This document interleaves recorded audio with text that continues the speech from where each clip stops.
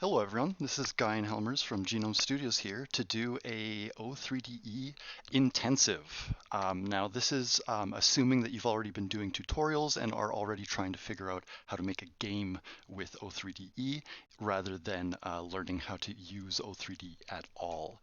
So please go do the beginners tutorials if you haven't, because we're going to be glossing over a lot of that stuff. So here we are in an empty scene or level, as is the O3DE nomenclature.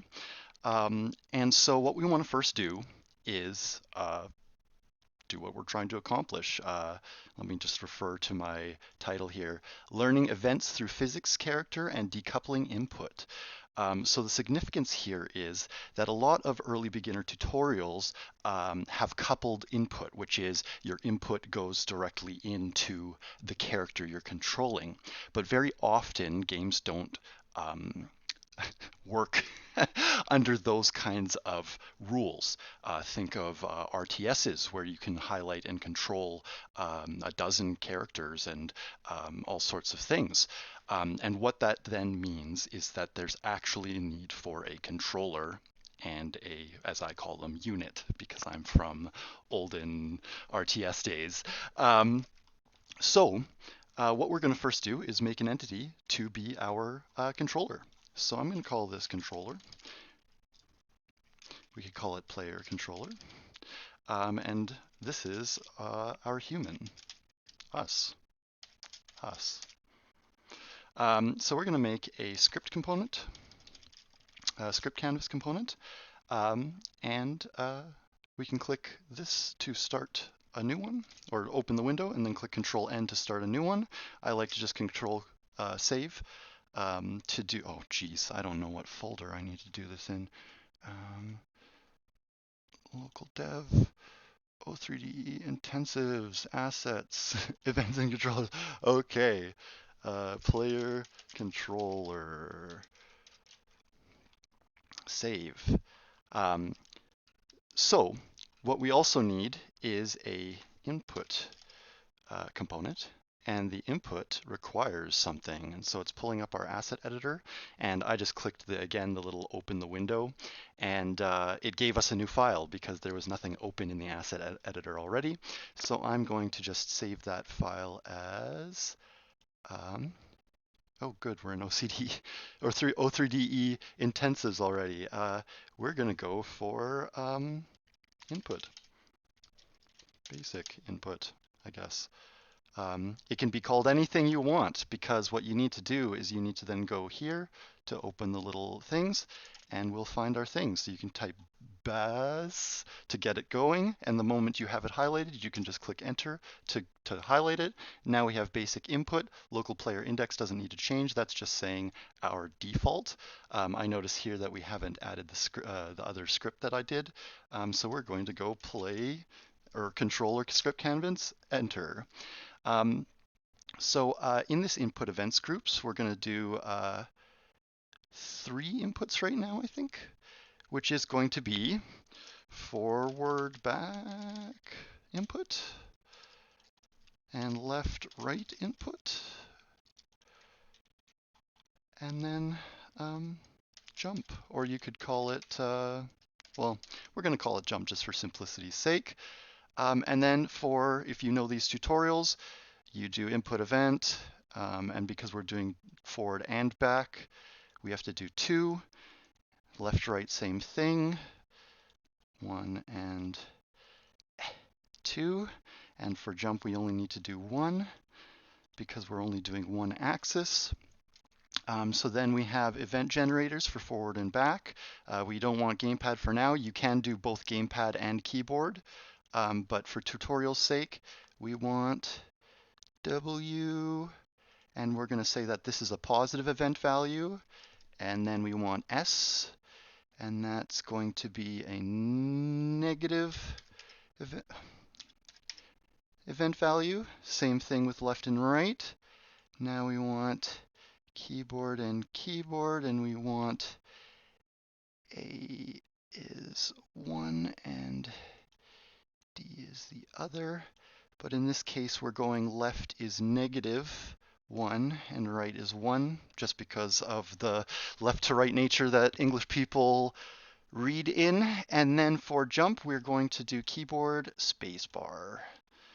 It's a little bit further down. Decimal, subtract, oops, I missed it. Great. Shift Alt, super. Oh, key edit space. There we go. Event value 1. Now we're going to save. You can't Control S like it says here in this version. It won't work, so you have to manually do it every time you make edits.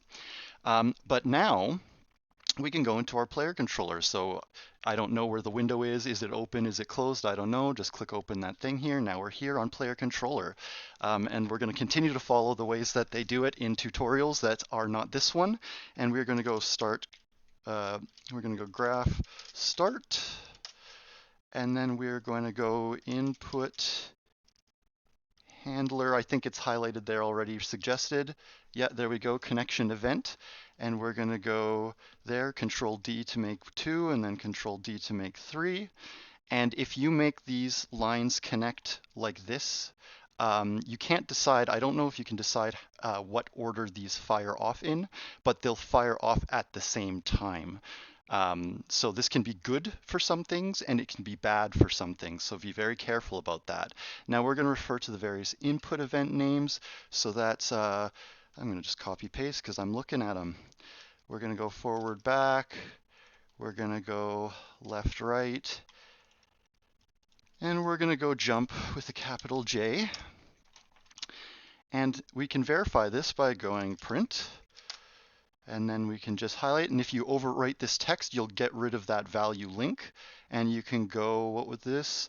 Oh, but we don't want to because this is forward, back. Forward, back, value, colon, enter. And now we're going to see if it's positive or negative. I like that still for left and right. So we're going to go left, right value and connect those. And then we don't need to do anything with jump. We can say jump. This isn't going to do anything, mind you.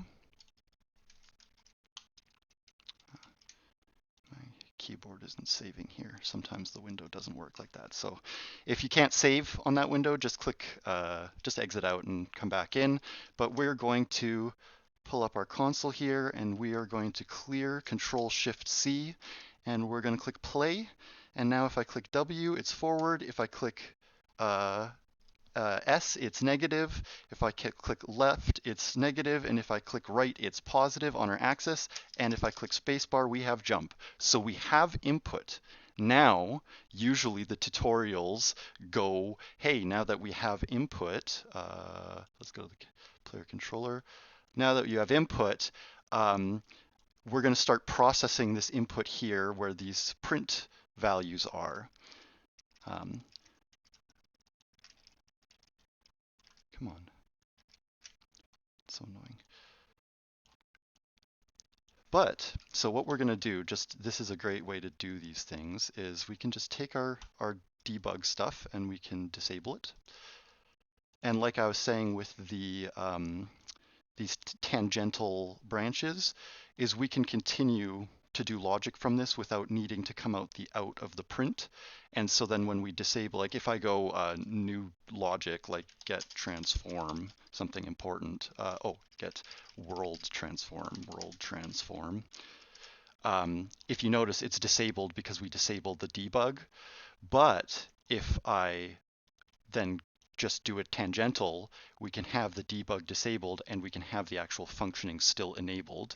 And if we want to see the debug to make sure that this functioning is working, we can just enable the print again. But what we want to do now is decouple all of this. So what does that mean? Well, first of all, we're going to make a vector 2, which is going to be move input. Oops. Move input, and we are going to go, let's see, pressed is going to be move input whatever, and released is going to be whatever, but we're going to do held, and we're going to go move input, or what is it, set move input. But see here, we only want to affect the vector of what's forward and back, so that's y. So what we don't want to do is actually do set move input. We want to do set y, and now that's vector 2 set y, and we're setting that value to whatever this forward back is, which is positive or negative. And then we just drag our reference to move input right here. So here we've got set y to the value, and then we can duplicate this and then go set y to 0 when we release. So then now we have input forward and back, and we can do the same on the left right, but we're going to just do it a little bit different with set x. Oh, thanks keyboard. Set x on the vector 2, duplicate it. Now we've got our 2, we've got the x's on them, and we can put the move inputs. I should have put the move inputs first. And then we can go on released. And so then what we can also do, for example, is we can decouple this print, enable it, bring it back here, get rid of this value, and go LR value. Well, see, here's an important thing. We've got a vector 2, and we only want the, let's say, the x here. How do we get the x from this more complicated thing? We need to extract properties, and it'll automatically give you some nodules. And so we can go LR value is the y, or no, is x, right? And then for simplicity's, oh no, we can't do for simplicity's sake. We need to just do this accurately. Here we go, extract those properties. We can just duplicate these again, and we can go here, and we can go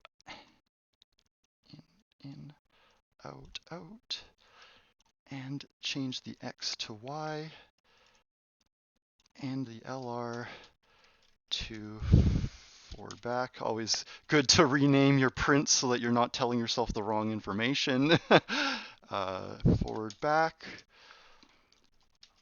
All right, so I'm doing this again to just maintain a debug awareness of what's going on, so we can still forward back.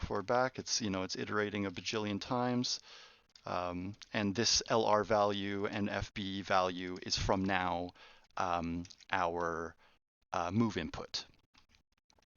So I can obviously just disable the thing that's going along the print lines, because all we need is to set the move input x here. As just a precaution, I'll often actually do this, put the move input here as a reference, because that way you know you're setting the move input back, because sometimes you can't tell if this source is going to get overwritten. So then I like to just be sure that yes, it is getting overwritten because the output is overwriting it here. And then you can see here that these sources don't have the reference anymore, and that's going to cause some issues. There we go. So we have our move input, but what do we do with it? So this is how we can do some stuff. And I'm going to cover this in another tutorial, but we're going to go get on tick. And we're going to just, if you listen to me, going to just get tick order here and go 200. And don't question this yet. I'll do another video about the tick timing, but this is so that we can do physics stuff. So what we're going to do is we're going to go and we're going to say, well, we want to do move input. So actually we're going to click here and we're going to just make a group, and we're going to say control unit. So what does that mean? Well, now we have to actually start doing some stuff with events. Oh my. So how are we supposed to control the unit with this? Well, I'm going to start by showing you a small tangent of events. We're going to go into the Asset Editor tab, and we're going to go New, and we're going to go to Script Events. This event name, it says event, but it's actually an event kind of bundle. So we're going to call this input events, and script events category is when you're in the script canvas, you see these tabs all on the side. What you write in that category will now appear on this bar. So you can go input events, and then tooltip, I don't care right now. And we're going to do this, and this is an important step. Setting the address type to entity ID allows these events to specifically say, hey, you entity, by this ID. This is inputs events right now. So what are the events? So one of them is going to be move. And there's no return value because we don't need to know what happened after we set it. And we're going to put in a vector2, and it's going to be move axis. And then we're going to make another event, and this is a separate event, and it's going to be jump. And if you want, I think it's probably important, it's good to say input move so that we know that it's an input event, and we can do input jump so that we know that it's an input event. That's a, it'll mean something soon. And input jump I don't think needs anything because you either jump or you don't jump. So we're going to save this, save, and we're in events and controllers, great, and we're going to call this input events. So this allows us to author what are known as events. If you know other programming languages, they're called events or delegates. In Unreal, it's delegates. In Unity, it's actions and or events. Actions are a more baseline, I think, C# delegate, while Unity events are the ones where you can go in the little inspector and click plus on the event on the component. So that's what we're creating by making this script event stock. Oh, what changed in my basic inputs? We're going to just ignore that. That's what creating these inputs events do. And setting the address type means that our events will require an entity source or an entity address to work. So we can go back into control unit, and we have our on tick, and we made input move, right? Look, input events, name, input move. So we can literally go input move. And there we go. There's the one right there. We click down once and then click enter. And now this says send or receive input move.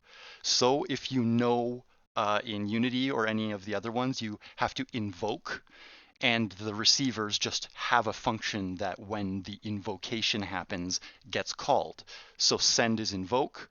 And so, well, here we go. Like I said, we now need a source and we need a move axis. So we go on tick, we get our control unit, and we've got our inputs. We have our inputs here saved. So on the move axis, we can put move input. And then we have a conundrum. We have the source with input move. And now I said we're not controlling the controller, we're controlling, a little unit that we clicked with the mouse and they got highlighted, right? So what is that? Well, in the very simple of it, all we need is a target unit. So in this case, I'm going to do it manually, but you can have all sorts of complicated systems to do this, where you just have to set this entity variable on your player controller for the target unit. I expose it to components, so I can do it in the edit or like in the environment, and we can just take this target unit and put it into source. Now, mind you, if you don't set this target unit, this is going to point towards something, entity not found, and that might not give you some good results, but I'm not here to teach you how to debug. I'm doing an intensive here. So we're going to stick with that, and now this is saying, hey, target unit, here's movement input, input move, so that's the beginning of our event. Now, well, we don't have anything else here, so we're going to begin by making some setup again. Now we have our unit. This is just an entity, and it doesn't have anything particularly special. It's just empty. Look at that empty unit. So Again, intensive, this is kind of talking about more advanced things. One of the most important things to usually do is decouple your unit from your graphics. So inside of this unit, I'm going to create another entity, and I'm going to call it my actor. So this is an actor, this is a puppet, this is a model kind of thing. And in this case, it's going to be a oops. It's going to be a mesh. Come on. Sorry. Mesh. Here we go. And we're going to type in caps.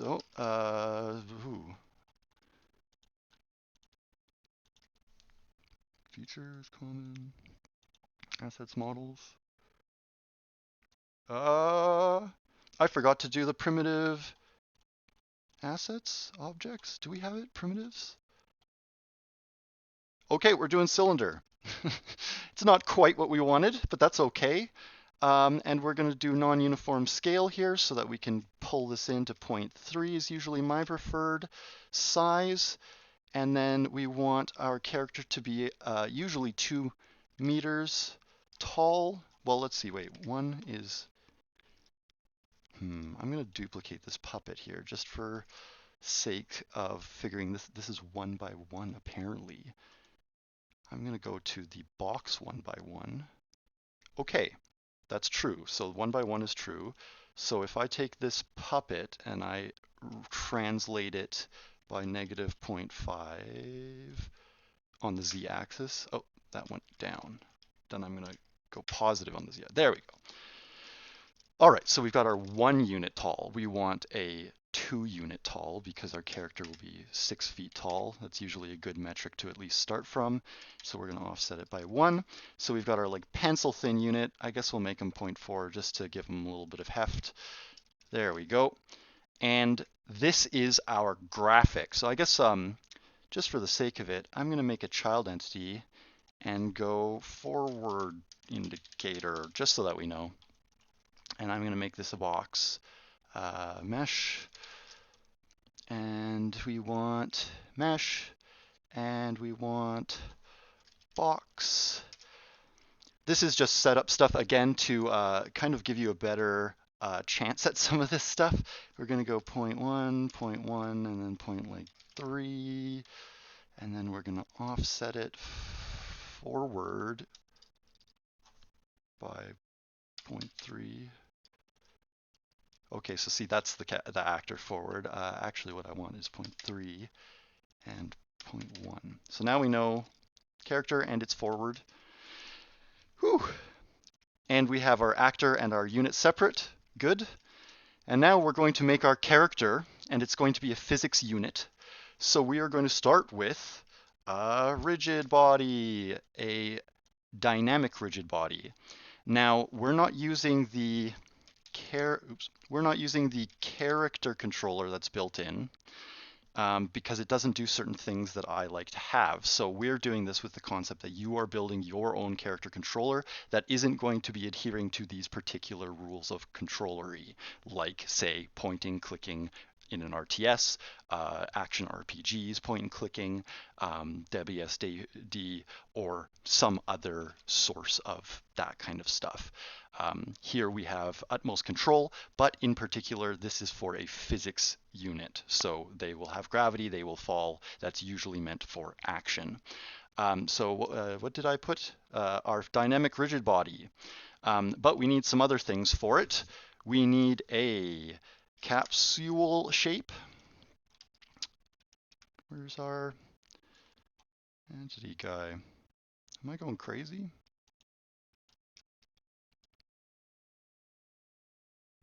I don't know why that went invisible, but we're going to just keep on rolling here.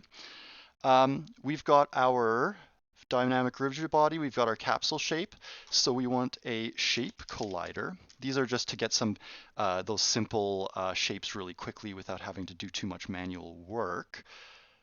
No material provided for mesh. Oh, geez, these guys are really giving me a pain. Add material component, there we go. Forward indicator, add material component, there we go. Do we have any? What a pain. Generate managed source material. It's literally materials. Can we just literally just have a basic? Yeah, basic gray material. I don't know why this is doing this. Well, see, in this case, it's time to reset the mesh P. No material. It's just like literally just skipping basic gray material asset. Oh, somehow I hid it. I don't know why that happened. Okay, here we go. That's much better. Wonderful. Back in action. I didn't need to give them the materials. It was just hidden. Make sure to look at those eyeballs on your thing. Capsule shape, physics dynamic rigid body, simulated all this stuff, but our capsule is in a weird place. So we want to offset our capsule. It's going to have the height of 2, just like our guy. We're going to translate it up by 1. And now our capsule is mostly aligned with our actor. If we want, we can just, for the sake of visualness, we can go like 1.8. There we go. See, now like, let's go 1.9. 1.9. Now once the collider, nope, we're good. Let's just do 2. Intensive, my friends. All right. So we've got this physics body guy with gravity. It's a capsule shape with a shape collider. It's got gravity enabled.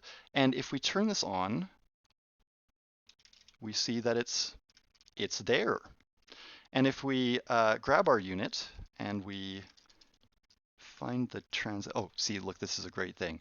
If you look at this like eye camera frame on the viewfinder, you can click this drop down and turn off show icons. What a wonderful thing. Now you can grab this. So we're going to put our guy up. And now I'm going to click save. It's good to save all the time. And now you see that the character falls. So that's a gravity character updating. Good.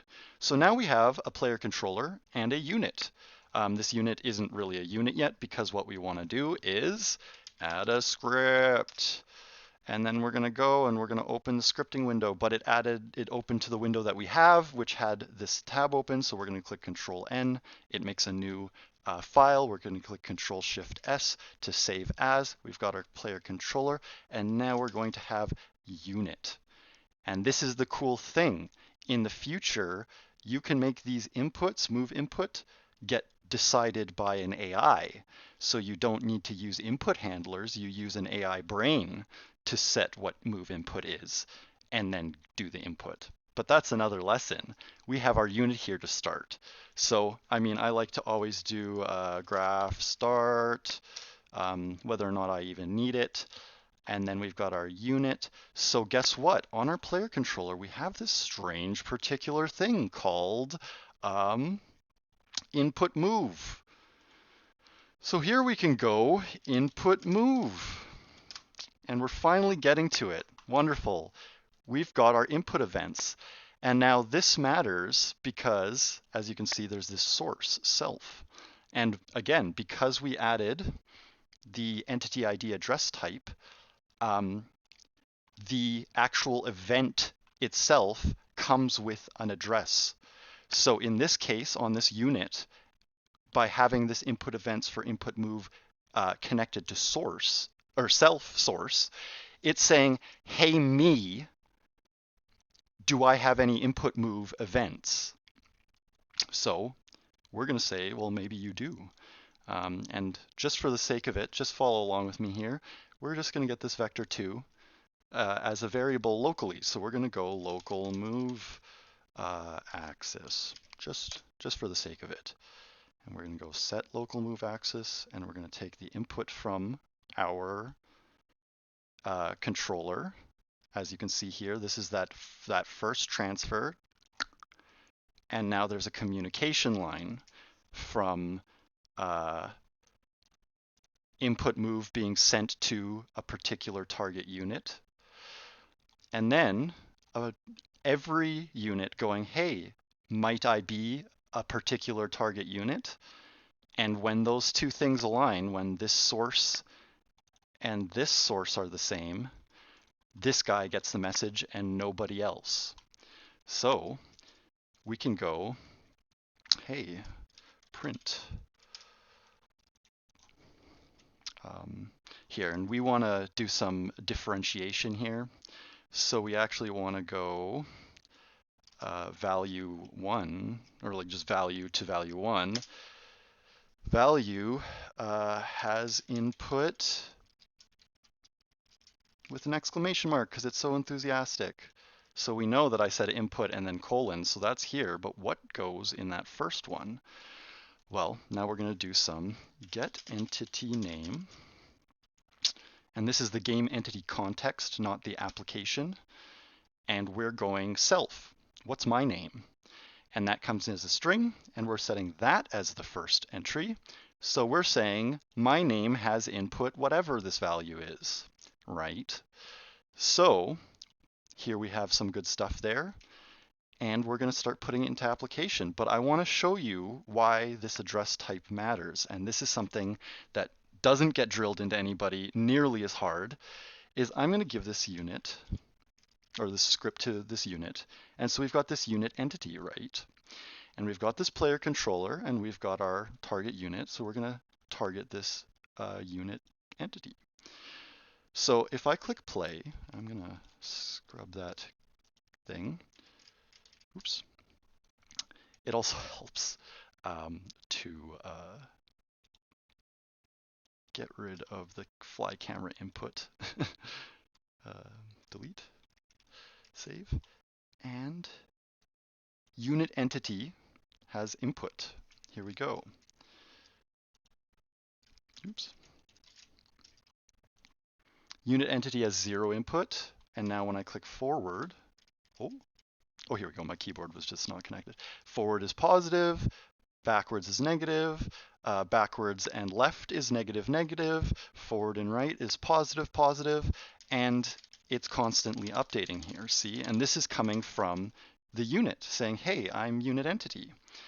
So then I'm going to duplicate this unit entity, and this is going to be the power of things here, is that this unit also has a unit script, and arguably events just get yelled out. So shouldn't all the units get commanded by this? Well, we're going to call this unit do bad unit. And we're going to go play. And now only unit entity is responding because only unit entity is being told about unit input. And we can verify that by going, hey, player controller, let's talk to do bad unit. And now it's saying do bad unit has input. See? And so see, in this process of me going, hey, player controller, I'm grabbing this target unit and changing it to this do bad unit, or changing it back to our main unit. And I'm going to delete this do bad unit because he's do. That can be part of your player controller, can be, hey, when I left click, select my target unit. And when I right click, set their destination direction. Now, you may go, well, in an RTS, they need to pathfind. Now that's another lesson, but the pathfinding has to tell you a route by which you need to move. And well, guess what that route is? It's a direction to the next point, and that direction is usually in 2 axes, forward or left. You know, so is the direction to your right, to your left, behind you, etc. And so then, in the same way that this input move would be coming from your player controller, literally your WASD, your player controller would make a path or set the path destination, and then your unit would make a path to that destination and then just start running it. And so then your input move might not be input move, it might be input new destination route. And why would it be called that? Because you go into your input events and you go input destination route, oops, and then you go vector 3 world position of destination, right? And then you click File Save because that won't save until you do. And then you can go, and this is, I'm going to click Control. Oh, well, I'm going to save this unit, but I'm going to click Shift, say, and go RTS unit. Let's say, just for example, this isn't going to work. And we can change this input move to input destination route and just get rid of the input move. And now we have the world position of the destination as we would send from, well, let's get rid of all these. Oops, Alt click, there we go. So we could go input, what is it called? Mouse button left and mouse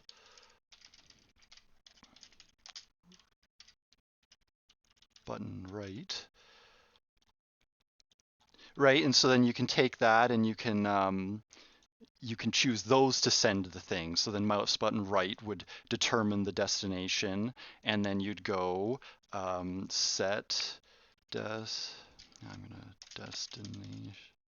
input destination route, and you'd send that from your controller with your RTS location that the unit needs to go, and then the unit would take it and it would get a path, and then it would move the path. So this is how you use events to intercommunicate with things to then get outcomes that actually involve commanding a unit with input through the events. And so the events are so that when you don't have jump firing,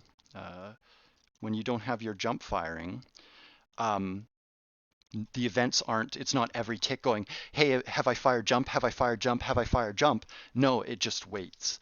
And so in conclusion here, this is called the observer pattern, where by using events, you just set up watchers and, instigators, invokers. And when you send the message, the watchers will receive it, and only then will they process their things. So the reason why they were processing their move every tick is because I'm every tick sending the move input to our unit. Otherwise, the jump wasn't firing, and it would only fire if I clicked jump. So that's it for the intensive. I would be able to teach you all sorts of things about how to make the controller and stuff like that, but this is meant more specifically to show you how the events work and how you're supposed to actually see them with stuff. So one last recover is that in this case of the player controller, we're using the target unit entity ID to actually send a message to a target. And then on the target, we're using the self identifier for the event ID to listen to an event that's being sent to that ID. And by doing that, you're able to maintain a local messaging structure, local within that entity, versus a public sound off, which can be used for other purposes but are global events. And according to other games, you'll probably understand what necessitates a global event versus a local. If you're doing input, you shouldn't be telling every unit in the game your input. You should be telling the one that you're giving the input to, i.e. the player unit. So thank you for watching. Thanks for listening. Let me know if you have any questions, any considerations. And I'm going to be doing some more of these intensives with, kind of the lens of you know how to do video games, but here's how you use this to make video games. And I hope that this gives you a leg up on using these events for meaningful things.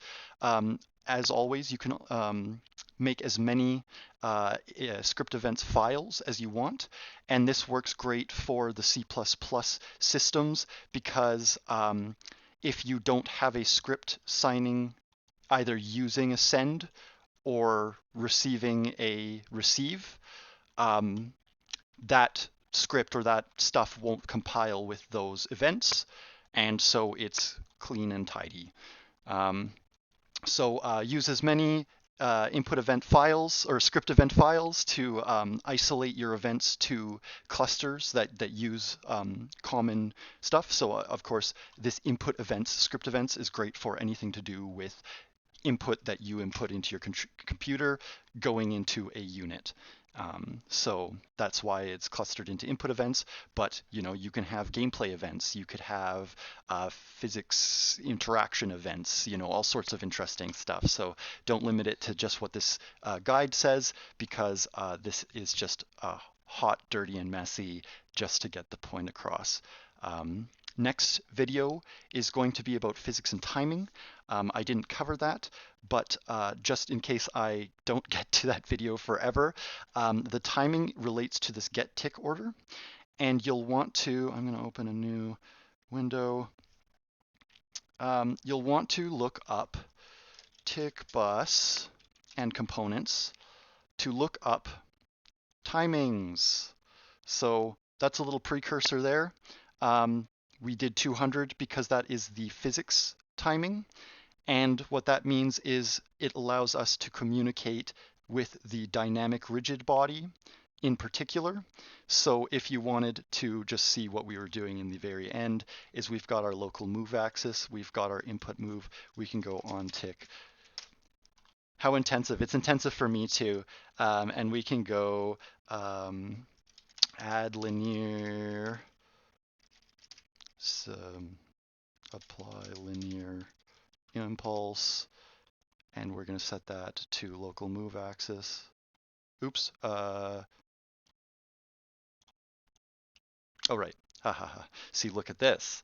Now we have our local move axis here, and it's a vector 2, and we have a vector 3 we need.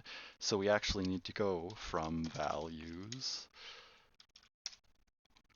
We're going to get rid of that because that doesn't make any sense. And now we're going to put this in here. And so we have apply linear impulse, right? And it's got a source, remember? We were talking about that. So this rigid body actually has an event called apply linear impulse, and we're sending that event. And so we're sending it to a specific address because the rigid body is an instance. And we're saying the rigid body on ourself in particular. And so then we're going to go here, and we're going to go get local move axis. That's our variable here. Highlight these both, come out here, go here, go x to oops, go x to here, go y to here. So this is only applying left, right, forward, back movement, and nothing up and down. So gravity has nothing to do here. We're just going side to side. And we're getting that side to side from this input move. And if the side to side is 0, so will this move axis be 0, and apply things. So what we can do, just for the sake of protection, logical protection, we can go is 0 and go to vector 3. And so if that vector 3 is 0, and we go equals equals to true, and if it is 0, then we're not going to apply linear impulse. But if we're giving some sort of force, we will. So then we can go and put the local move axis. Oh, we can finally connect this value in here. So then that's some contingencies there. Let's see if it worked. Oh, and see, because we altered our events, it made our scripts dirty. So our player controller got a star now because it got edited. And we've got our RTS unit here that also got edited, but we're not going to use it. We have our unit here. We've got our inputs. We've got our on tick. Oh, right.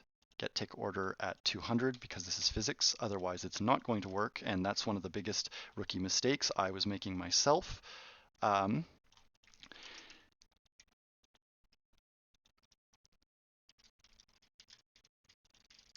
Oh, my keyboard's doing it again, I think. Oh, And it's probably because my player controller, it is attached to my entity. My entity is got the unit. Local move axis vector 2, tick, input move, set local move axis, blah, blah, blah, blah, blah. Oh, see, and you know what? This is likely because local move axis isn't getting set. Yeah, sometimes it doesn't work. Local move axis, to reference, local move axis, go save, input move here, unit player controller. Oh, it's because I destroyed my input controller here. See, this is why you don't hot tutorial, but I mean, this is an intensive, so guess what? I'm not getting paid to do this. You get to just enjoy it. All right, let's get back to that. Player controller is restored. Oh no, and my guy rolled over. Uh, because, see, and this is stuff that you have to debug yourself, we need to go with angular axis locking. X and Y, and Z means you can twirl, so then that's fine.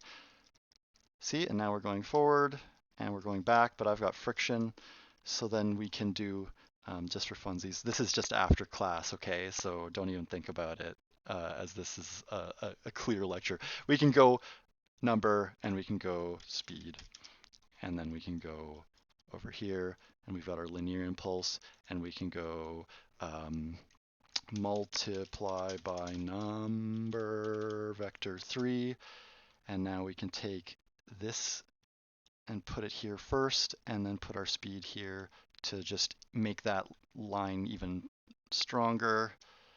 And we can go here, and we can go here, and we can get speed, and we can go speed is 10, and we can go component, and then save, save, save, save, save, and then now we've got our character going left and right and forward. When they're on the ground, they've got a lot of friction.